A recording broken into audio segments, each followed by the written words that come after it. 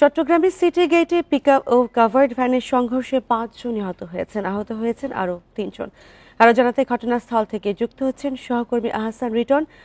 Written, দুর্ঘটনাটি কিভাবে ঘটল, আহতদের কি অবস্থা এবং নিহতদের পরিচয় জানা গেছে কিনা? দেখুন, আমরা আগে যেটি বলেছি সেটি হচ্ছে চট্টগ্রামের সিটি গেট এলাকায় মূল সড়ক অর্থাৎ ঢাকা চট্টগ্রাম মূল সড়কে একটি কাভার্ড ভ্যান দাঁড়ানো ছিল। ভোর 4:30টার দিকে সীতাকুণ্ড থেকে একটি মাছ বোঝাই পিকআপ সেই দিক দিয়ে যাচ্ছিল এবং কোনো কারণে চালক নিয়ন্ত্রণ হারিয়ে অথবা বেখেয়ালে সেই কাভার্ড ভ্যানটির পেছনে ধাক্কা মারে এবং এতে আসলে ঘটনাস্থলে 3 জন মারা যায়। পরে আহত যারা ছিলেন তাদেরকে চট্টগ্রাম মেডিকেল কলেজ হাসপাতালে মারা গেলে প্রথমে একজন, পরে আরও একজন, অর্থাৎ মোট এই পর্যন্ত 5 জন এখানে মারা গেছেন। আমরা আসলে এখানে যারা দেখতে পাচ্ছেন আসলে স্বজনরা তাদের প্রিয়জনকে হারিয়ে হাজারি করছেন। আমরা তাদের অনেকের সাথে কথা বলছি। তারা যেটি বলছেন, পিকআপে যারা ছিলেন তারা আসলে মূলত সবাই মাছ ব্যবসায়ী। তারা সমুদ্র থেকে মাছ আহরণ করে সেটি আসলে নগরের ফিশারি ঘাট নিয়ে আসেন এবং সেখানেই তাদের যে বিক্রি কিনের কাজ সেটি সারেন। এবং আজকেও অন্য সব দিনের মতো আজকেও তারা আসলে সেই মাছ নিয়ে মাছ বোঝাই পিকআপে করে যখন আসছিল, তখন কোনো কারণে যেহেতু তখনও পুরোপুরি ভোর হয়নি, সংগত কারণ হয়তো অন্ধকারের কারণে চালক নিয়ন্ত্রণ হারিয়ে সেই কাভার্ড ভ্যানটির পিছনে পিকআপটির ধাক্কা মারা এবং সেই ঘটনায় 3 জন নিহত। পরবর্তীতে চট্টগ্রাম মেডিকেল কলেজ হাসপাতালে 3 জন, আরও 2 জন মারা যান, মোট 5 জন মারা গেছেন।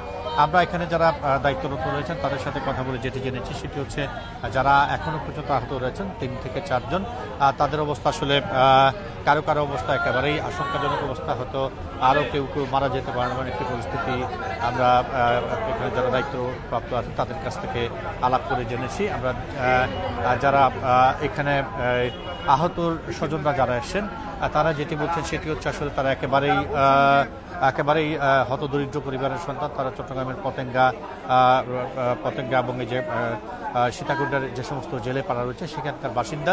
প্রতিদিন তারা এই মাছ আহরণের কাজটি করেন, আজকেও আসলে সেটি করছিলেন এবং আসার পথে এই দুর্ঘটনাটি ঘটে। এবং আমরা দেখছি আসলে তাদের মরদেহ এবং আহতদের এখানে আনার পর এখানে একটি হৃদয় বিদারক পরিস্থিতি তৈরি হয়েছে। আপনি দেখতে পাচ্ছেন আসলে স্বজনরা কান্না করছেন এবং যারা আহত আছেন তাদেরকে আসলে সুচিকিৎসা দেওয়ার জন্য চিকিৎসক এবং অন্যান্য যারা রয়েছেন তারা আসলে সার্বিক চেষ্টা করে যাচ্ছেন বলে আমাদেরকে বলেছেন। আপনি দেখতে পাচ্ছেন আসলে ঘটনাটি জানাজানি হওয়ার পর যারা মারা গেছেন তাদের স্বজনরা হাসপাতালে এসে পৌঁছেছেন এবং তারা যারা আহত আছেন তাদের যাতে সুস্থ করে তোলা হয় সেই বিষয়টিকে মাথায় রেখে তারা আসলে চিকিৎসকদেরকে জানাচ্ছেন।